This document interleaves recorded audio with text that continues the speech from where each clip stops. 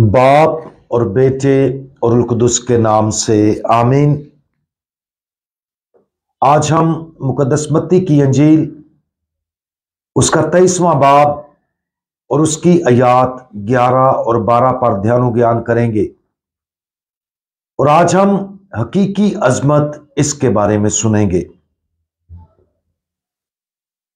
जो तुम में बड़ा है वो तुम्हारा खादिम हो, और जो कोई अपने आप को बड़ा बनाएगा वो छोटा किया जाएगा, और जो कोई अपने आप को छोटा बनाएगा वो बड़ा किया जाएगा। क्या हम वाकया ही बड़ा बनना चाहते हैं? क्या हम चाहते हैं कि हमारी जिंदगी वाकया ही दूसरों की जिंदगियों में तब्दीली लाए? अजमत की यह ख्वाहिश हमारे खुदावंद ने हमारे अंदर डाली है और यह कभी भी खत्म नहीं होगी।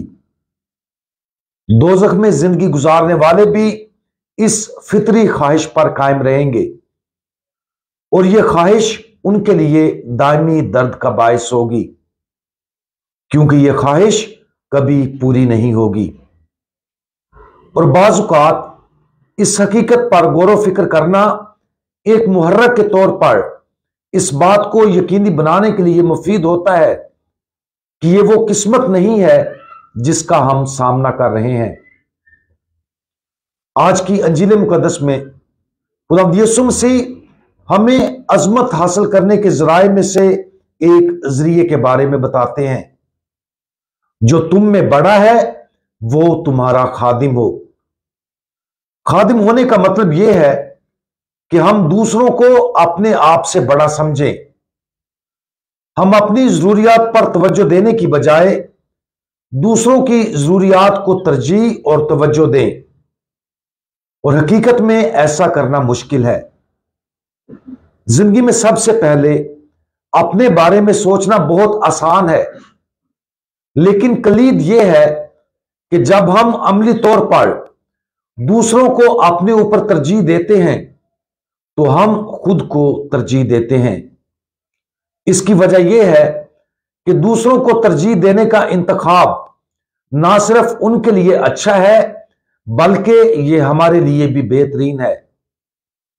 हम मोहब्बत करने के लिए खल्क किए गए हैं।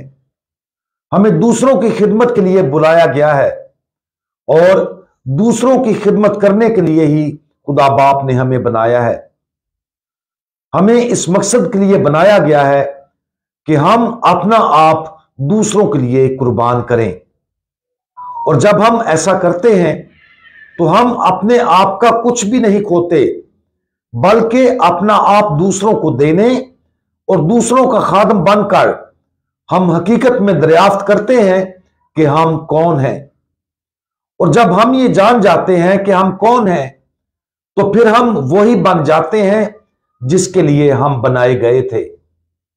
हम खुद ही मोहब्बत बन जाते हैं और मोहब्बत करने वाला शख्स खुदा की नजर में बड़ा है। और वह शख्स जो मोहब्बत के अमल में बड़ा है, खुदा उसे सरफराजी और बुलंदी अता करता है।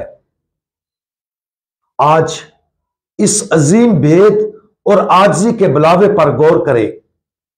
अगर हमें दूसरों को अवलीन तरजीह देना और उनके खादम के तौर पर काम करना मुश्किल लगता है तो फिर भी उन्हें तरजीह दें और उनकी खिदमत करें। अपने दिल में आजिज़ी की ख्वाहिश पैदा करें। दूसरों की जरूरियात पर तवज्जो दें।